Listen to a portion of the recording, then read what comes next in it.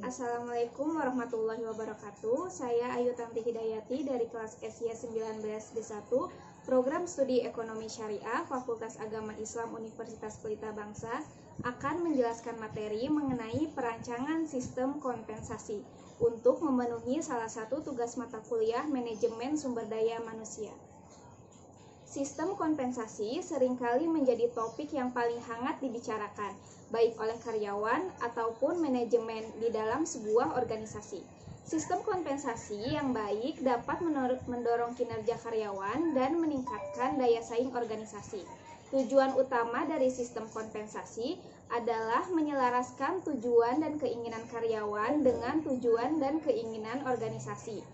Keinginan organisasi misalnya adalah memiliki karyawan yang berpikir dan berperilaku seperti pemilik bisnis.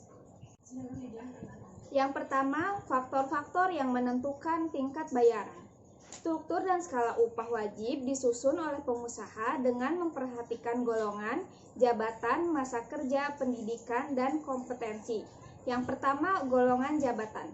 Yang dimaksud golongan jabatan di sini adalah pengelompokan jabatan berdasarkan nilai atau bobot jabatan. Golongan jabatan seorang karyawan akan menentukan besar kecilnya gaji dan fasilitas yang ia terima dari perusahaan. Yang kedua, jabatan. Jabatan bisa dipahami sebagai kelompok tugas dan pekerjaan dalam organisasi. Jabatan yang berbeda mempunyai resiko tugas, tanggung jawab, serta tingkat kesulitan yang berbeda pula. Maka, jabatan pun menentukan besar kecilnya gaji yang didapatkan karyawan. Yang ketiga, masa kerja. Masa kerja adalah lamanya pengalaman melaksanakan pekerjaan tertentu yang dipersyaratkan dalam suatu jabatan. Masa kerja berhubungan erat dengan pengalaman. Semakin berpengalaman, semakin tinggi pula nilai seorang calon karyawan di mata sebuah perusahaan. Yang keempat, pendidikan. Pendidikan yang dimaksud ialah tingkat pengetahuan yang diperoleh dari jenjang pendidikan formal yang dipersyaratkan dalam suatu jabatan. Dan yang kelima adalah kompetensi. Kompetensi merupakan kemampuan kerja yang mencakup aspek pengetahuan, keterampilan, dan sikap kerja sesuai dengan standar yang dipersyaratkan untuk suatu jabatan. Yang selanjutnya adalah metode evaluasi pekerjaan. Menghitung hasil kerja secara kuantitatif. Metode evaluasi kerja yang pertama adalah menghitung hasil kerja secara kuantitatif. Menghitung kuantitas kerja memang tak kalah penting dengan kualitas hasil kerja. Oleh karenanya, metode ini ada dan bisa dipakai dalam rangka evaluasi kinerja para karyawan. Metode ini dilakukan dengan cara menghitung berapa banyak produk yang berhasil dikerjakan para karyawan dalam seharinya. Yang selanjutnya, meminta tanggapan pihak internal perusahaan. Dalam suatu perusahaan, karyawan pasti tidak bekerja sendirian. Ada sejumlah pihak tertentu yang pastinya dilibatkan. Atasan, sesama karyawan, hingga bawahan adalah beberapa pihak tersebut. Dalam metode evaluasi kinerja ini, kita dituntut untuk bertanya dengan sejumlah pihak internal perusahaan, mulai dari rekan kerja yang sedivisi hingga bawahan dari karyawan mereka. Tanyakanlah kepada mereka sejauh mana kinerja karyawan yang tengah kita evaluasi. Yang selanjutnya, meminta tanggapan pelanggan. Tak hanya pihak internal, pihak eksternal perusahaan, khususnya pelanggan, juga harus dimintai pendapatnya. Sebab puas tidaknya pelanggan terhadap perusahaan ditentukan oleh seberapa baik karyawan dalam melayani para pelanggan. Selain itu, tanggapan dari pihak eksternal pun juga bisa menambah keakuratan evaluasi kinerja yang kita lakukan. Untuk itulah, mengapa metode evaluasi kinerja ini juga patut kita lakukan. Apalagi jika perusahaan yang kita pimpin bergerak di bidang jasa. Selanjutnya, mengukur evaluasi kinerja dari efektivitas waktu. Selain kualitas dan kuantitas, efektivitas waktu juga menjadi salah satu bahan evaluasi kinerja seorang karyawan. Oleh karenanya, mengukur efektivitas waktu menjadi mutlak dilakukan. Adapun cara melakukannya adalah dengan menghitung seberapa cepat karyawan kita bekerja. Adapun cara melakukannya adalah dengan menghitung seberapa cepat karyawan kita mengerjakan pekerjaan yang diminta oleh pihak perusahaan ataupun klien. Metode atau cara evaluasi kinerja bagi karyawan yang terakhir adalah mengevaluasi antusiasme mereka selama ini. Semakin tinggi antusiasmenya, maka semakin tinggi pula kinerjanya. Namun, jika ternyata antusiasmenya rendah, maka kita harus mencari apa yang melatar belakangi hal tersebut. Cara mengukur antusiasme sendiri bisa dilihat dari bagaimana para karyawan menyelesaikan pekerjaan yang kita berikan. Yang ketiga, bagaimana menciptakan bayaran kompetitif pasar. Dalam sebuah rencana bayaran kompetitif pasar, kompensasi suatu pekerjaan mencerminkan nilai pekerjaan tersebut dalam perusahaan, serta berapa yang dibayarkan oleh pemberi kerja untuk pekerjaan serupa dalam pasar. Langkah-langkah yang bisa dilakukan yang pertama adalah memilih benchmark job, khususnya ketika pemberi kerja memiliki lusinan atau ratusan pekerja berbeda. Tidak praktis dan tidak perlu jika harus mengevaluasi setiap pekerjaan tersebut secara terpisah. Yang selanjutnya, memilih faktor yang dapat dikompensasi.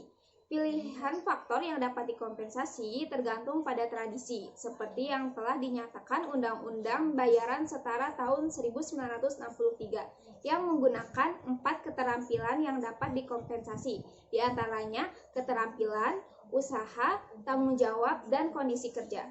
Yang selanjutnya, memberikan bobot pada faktor yang dapat dikompensasi. Selanjutnya, mengubah presentasi menjadi poin untuk setiap faktor. Mendefinisikan derajat setiap faktor.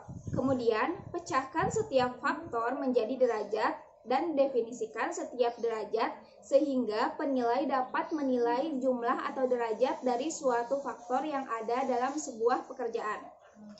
Selanjutnya, menentukan poin derajat faktor untuk setiap faktor. Komisi evaluasi harus dapat menentukan jumlah poin untuk setiap pekerjaan. Dalam menentukan poin, komisi harus mampu memeriksa setiap pekerjaan dan menentukan berapa derajat masing-masing faktor yang terdapat dalam pekerjaan yang dapat dikompensasi. Selanjutnya, meninjau deskripsi pekerjaan dan spesifikasi pekerjaan. Inti dari evaluasi pekerjaan melibatkan penentuan jumlah atau derajat sejauh mana pekerjaan tersebut mengandung faktor yang dapat dikompensasi terpilih seperti usaha, kompleksitas pekerjaan, dan kondisi kerja. Dan sistem bayaran kompetitif pasar adalah sebuah sistem bayaran di mana tingkat bayaran aktual pemberi kerja dapat bersaing dengan tingkat bayaran yang relevan dalam pasar tenaga kerja. Kemudian, kurva upah berarti memperlihatkan hubungan antara nilai dari pekerjaan dan rata-rata upah yang dibayarkan untuk pekerjaan ini. Setelah itu, kita menggambarkan kurva upah pasar dan membandingkan dan menyesuaikan tingkat upah sekarang dan pasar untuk pekerjaan. Kemudian, menetapkan kisaran tingkat bayaran, yaitu serangkaian langkah atau tingkatan dalam suatu grade bayaran, biasanya didasarkan pada tahun bekerja. Selanjutnya, menangani pekerjaan yang tersisa. Pemberi kerja dapat mengevaluasi setiap pekerjaan yang tersisa dengan menggunakan proses yang sama. Yang terakhir, mengoreksi tingkat bayaran yang di luar garis. Tingkat upah yang sekarang dibayarkan untuk pekerja tentu mungkin berada jauh dari kurva upah atau jauh di luar kisaran tingkat bayaran untuk grade-nya. Ini berarti bahwa rata-rata bayaran untuk pekerjaan itu sekarang terlalu tinggi atau terlalu rendah secara relatif terhadap pekerjaan lain dalam perusahaan tersebut. Yang keempat, insentif karyawan. Sudah menjadi rahasia umum jika semua orang bekerja karena ingin mendapatkan imbalan atas waktu dan tenaga yang telah dikeluarkannya. Harapan mendapatkan gaji menjadi salah satu pendorong para pekerja untuk melakukan pekerjaan dengan baik. Para pemberi kerja pun memiliki ekspektasi pemberian imbalan tersebut tidak terbuang pada pekerja yang tidak memiliki niat untuk mewujudkan tujuan perusahaan. Nah, selain gaji, perusahaan juga memiliki cara agar para karyawan di bawah naungannya dapat bekerja lebih maksimal dan termotivasi. Salah satu caranya adalah dengan memberikan insentif ini bagi pekerja yang menunjukkan kinerja yang positif dan giat dalam bekerja. Tujuan serta manfaat insentif. Banyak ahli sepakat bahwa pemberian insentif memiliki banyak manfaat dan tujuan yang bisa didapatkan oleh karyawan dan juga perusahaan. Yang utama, tujuan dari memberikan insentif adalah untuk meningkatkan kinerja serta produktivitas dari para individu maupun kelompok di sebuah perusahaan atau organisasi. Manfaat bagi perusahaan yang pertama adalah karyawan akan bekerja lebih giat. Saat rutin memberikan insentif kepada karyawan yang memiliki kinerja baik, para pekerja lain juga akan ikut berlomba-lomba menunjukkan kinerja yang baik pula. Hal tersebut tentu secara langsung dapat membuat karyawan untuk bisa bekerja dengan lebih giat, semangat, dan juga cepat. Dan yang kedua, karyawan akan lebih disiplin. Saat semua karyawan sudah memiliki etos kerja yang baik, maka persaingan untuk bisa mendapatkan insentif adalah melalui kinerja yang disiplin dan kreatif. Dengan begitu, perusahaan akan memiliki sumber daya manusia yang bersaing dan mampu meningkatkan produktivitas perusahaan dengan signifikan. Yang selanjutnya, manfaat bagi karyawan. Yang pertama, motivasi. Nampak jelas jika manfaat insentif bagi karyawan adalah bertambahnya pemasukan di luar gaji pokok oleh perusahaan. Namun, manfaat pemberian kompensasi khusus tersebut ternyata tidak stop pada bidang keuangan saja. Dalam hal etos kerja, insentif dapat menjadi salah satu motivasi paling kuat untuk bisa memberikan kinerja yang terbaik kepada perusahaan. Yang selanjutnya, tanda balas jasa. Selain itu, karyawan juga akan merasa bahwa prestasi dan usaha yang dilakukan bisa diukur, tak hanya secara kualitatif namun juga kuantitatif.